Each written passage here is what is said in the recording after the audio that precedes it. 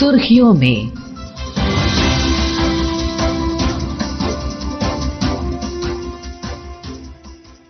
ये आकाशवाणी है। प्रस्तुत है कार्यक्रम सुर्खियों में। इसके अंतर्गत सुनिए केंद्रीय बजट 2026-27 में रक्षा क्षेत्र के लिए ऐतिहासिक आवंटन पर चर्चा। भाग ले रहे हैं रक्षा विश्लेषक लेफ्टिनेंट जनरल राज शुक्ला और कार्यक्रम का संचालन कर रहे हैं आनंद श्रीवास्तव।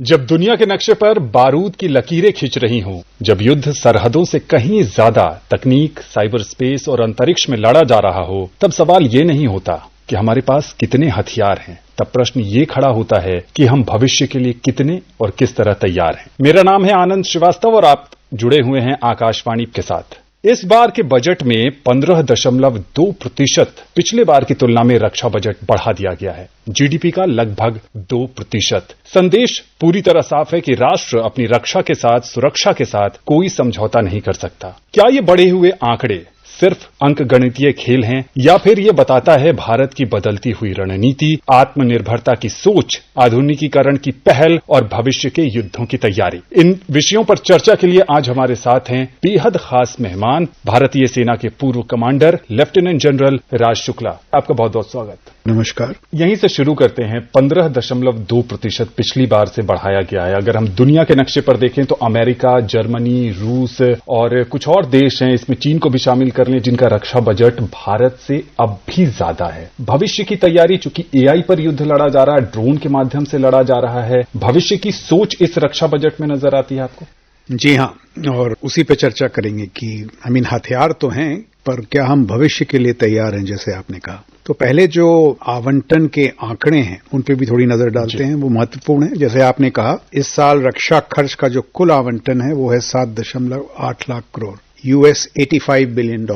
दूसरी जो आंकड़े महत्वपूर्ण हैं, जो सरकार का कुल खर्च है, so as percentage of government expenditure, defence is 14.7%। So affordability दिखाता है कि सरकार का इरादा क्या है, कि हम खर्च करना चाहते हैं। और सबसे महत्वपूर्ण चीज है कि इस बजट में जो आधुनिकीकरण और तकनीकीकरण पर जोर दिया गया है। सो 2.2 लाख करोड़, जो मेरे ख्याल से $25 बिलियन करीब है, आपको आधुनिकीकरण करने के लिए।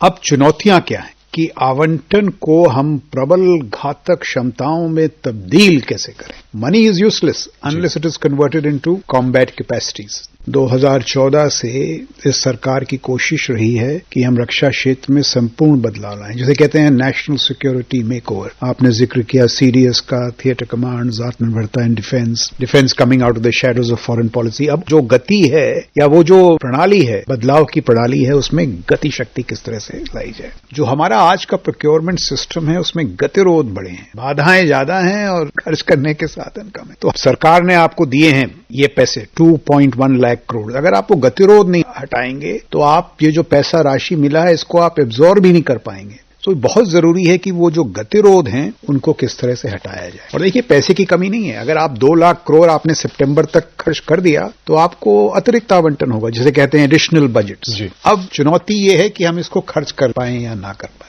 तो मेरे समझ में ये जो संदर्भ है, इसका मुकाबला किया जा सकता है। 2 सुझाव ऐसे हैं जो मूलभूत सुधार हैं, बेसिक रिफॉर्म्स। अगर आपने वो नहीं किए तो ये पैसे विवेकपूर्ण हम खर्च नहीं कर पाएंगे। और 5 कॉम्बैट इनिशिएटिव्स। देखिए, पैसे का क्या फायदा अगर उसको हम तब्दील ना कर पाए। तो इस साल टेक्नोलॉजी वगैरह की आपने बात की, वो कौन से 5 प्रोजेक्ट्स हैं जिन्हें प्राथमिकता मिलनी चाहिए, so that we don't build an army that is prepared for the past but one that is focused on the future। भविष्य के लिए तैयारी बहुत जरूरी है। और 2 ऐसे सुधार हैं जो समर्थक हैं। सो 2 + 5 = 2। अब ये 2 क्या हैं? देखिए, जो हमारी प्रोक्योरमेंट है उसका जो व्याकरण है, शब्दावली है, उसको तब्दील करना पड़ेगा। अभी क्या है, पूरी चर्चा है प्रोसेसेस की, प्रतिक्रिया, उसको करना पड़ेगा उपलब्धि में। मतलब the major should not be process but lethality, war winning outcomes.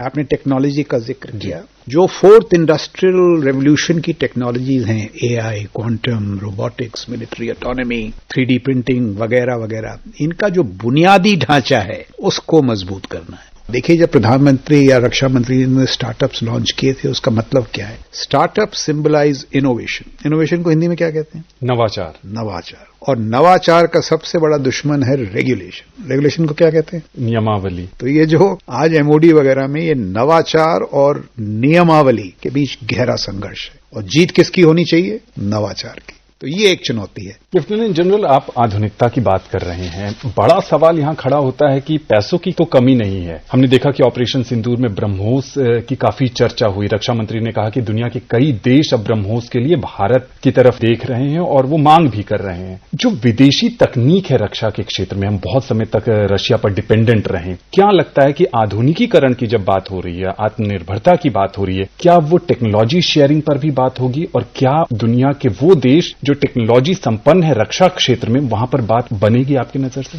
बिल्कुल। तो अब इसमें देखिए 2-3 चुनौतियां हैं। जो ये तकनीकीकरण की पूरी प्रणाली है, जैसे एआई, क्वांटम वगैरह, सेना को ये जो नेशनल टेक्नोलॉजी मिशंस हैं जो वैष्णव साहब ने शुरू किए हैं, सेमीकंडक्टर्स के, एआई, अभी एआई इम्पैक्ट समिट होने वाला है, इसके साथ इसको जोड़ना पड़ेगा। ये जितनी टेक्नोलॉजीज हैं, इसको कहते हैं they lie at the cusp of civil military fusion. हमने क्या गलती कर रखी है कि वो सिविल के कार्यक्रम अलग है, हमारे अलग है, इनको जोड़ना पड़ेगा। दूसरी बात है अनुसंधान, रिसर्च एंड डेवलपमेंट पे आप क्या खर्च करते हैं। मेरे पास कुछ आंकड़े हैं कि अमेरिका $975 बिलियन खर्च करता है हर साल। $700 बिलियन प्राइवेट सेक्टर से आते हैं। हम तो $40 बिलियन भी खर्च नहीं करते। मेरे ख्याल से इस बार उस पर भी जोर दिया गया, डीआरडीओ को 30,000 करोड़। तो अभी ब्रह्मोस ही नहीं, मिसाइल्स बहुत और हैं, हाइपरसोनिक्स, ओरेशनिक्स, उन सारी मिसाइल्स को क्रिएट करके। देखिए, बहुत बड़ी चुनौतियां है मिसाइल्स के लिए। आपको मशीन टूल्स चाहिए, और जैसे मैंने कहा ना, वो जो 4th इंडस्ट्रियल रेवोल्यूशन की जो टेक्नोलॉजी है, उसके बुनियादी ढांचे को मजबूत करना पड़ेगा। वो सारी कैपेसिटीज हमारी लैब्स, हमारे आईटीज में होनी चाहिए, तभी हम उनका इस्तेमाल कर पाएंगे रक्षा क्षेत्र में।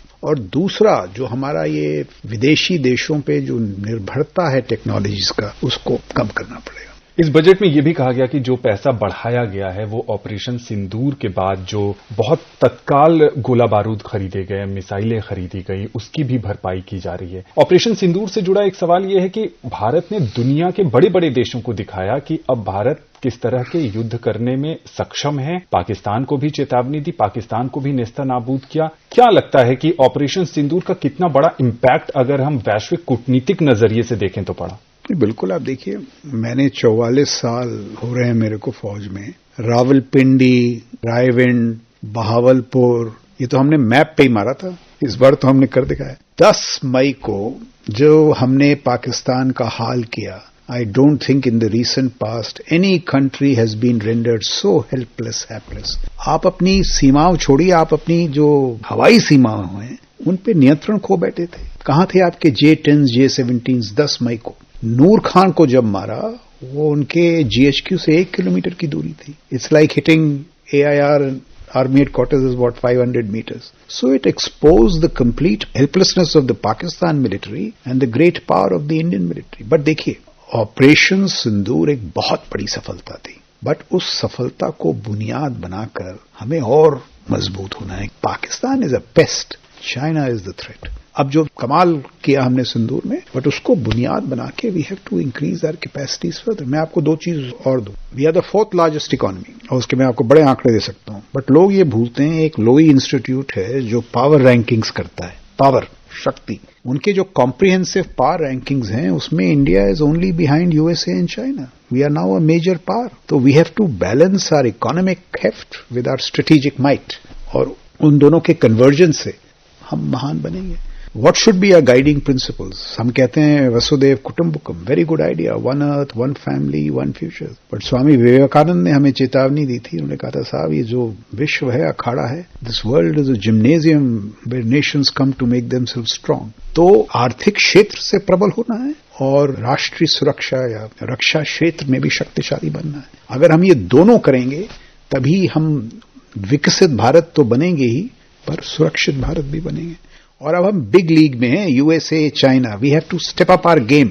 आप सेना में 4 दशक से ज्यादा समय से जुड़े हुए हैं। जब रक्षा बजट तैयार होता है या उस पर मंत्रणा चलती है अलग अलग सचिवों की, रक्षा विशेषज्ञों की, क्या परमाणु हथियार भी एक पहलू होता है जिस पर ध्यान दिया जाता है? जब दुनिया तीसरे विश्व युद्ध की तरफ ऐसा लग रहा है कि बढ़ती नजर आ रही है, यूक्रेन, रशिया, अमेरिका जिन देशों पर दबदबा बनाने की कोशिश कर रहा है, उस बीच क्या रक्षा बजट के बनाने के दौरान या उस पर सलाह मशवरे के दौरान परमाणु हथियारों को भी ध्यान में रखा जाता है? परमाणु की जो हमारी शक्तियां हैं, स्ट्रेटेजिक फोर्सेस कमांड वगैरह, उनको इस दायरे से बाहर रखा जाता है। They are very confidential, exclusive. तो जब रक्षा बजट की बात होती है तो उनका जिक्र नहीं होता, क्योंकि आपने सवाल उठाया। टुडे आई थिंक चीन के बारे में कहा जाता है it's undergone a nuclear breakout. तो उन्होंने जैसे NFU को लॉन्च ऑन वार्निंग में तब्दील किया है, जो उनके साइलोज में बड़ी बढ़ोतरी हुई है। They have a system which targets Guam वगैरह। They also have a system which targets the American mainland. तो अगर आपका बुनियादी सवाल ये है कि क्या परमाणु क्षेत्र में हमें बहुत और कुछ करना है, बिल्कुल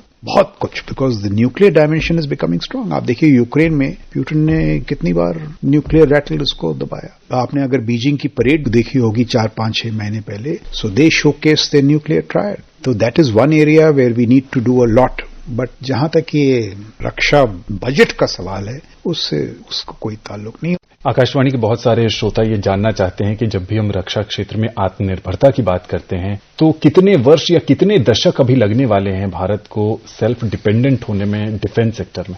देखिए, आत्मनिर्भर होना बहुत बड़ी चुनौती है। आप देख लीजिए सेमीकंडक्टर्स।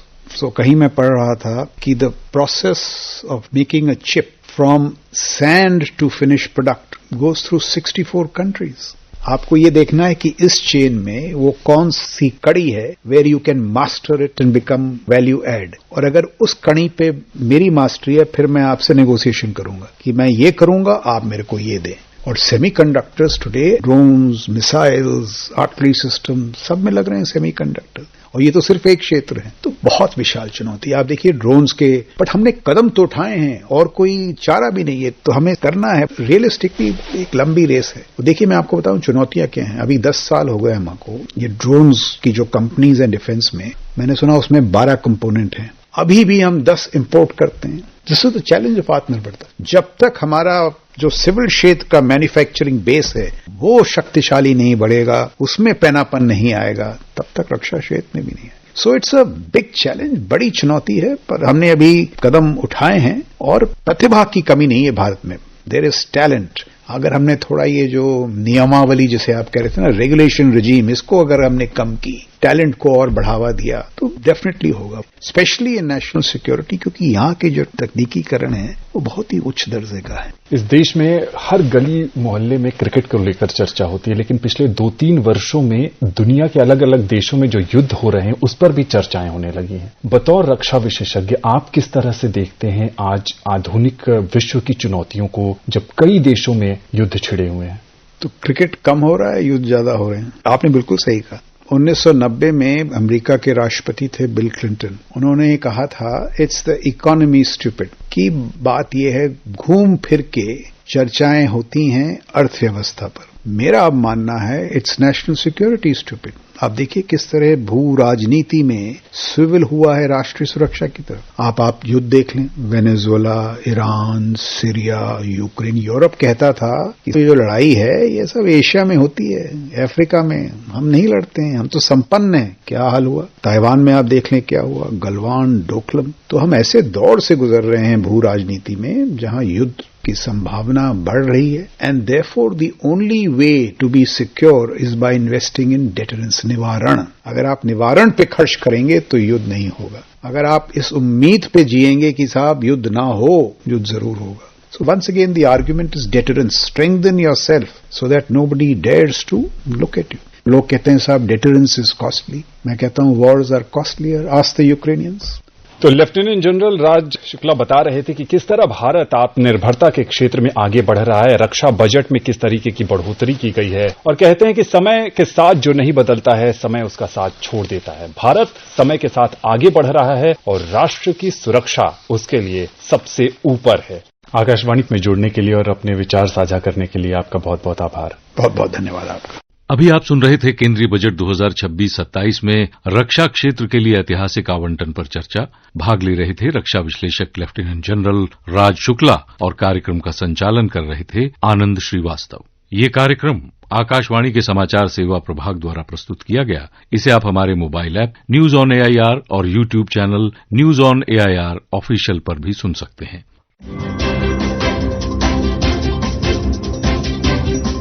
सुर्खियों में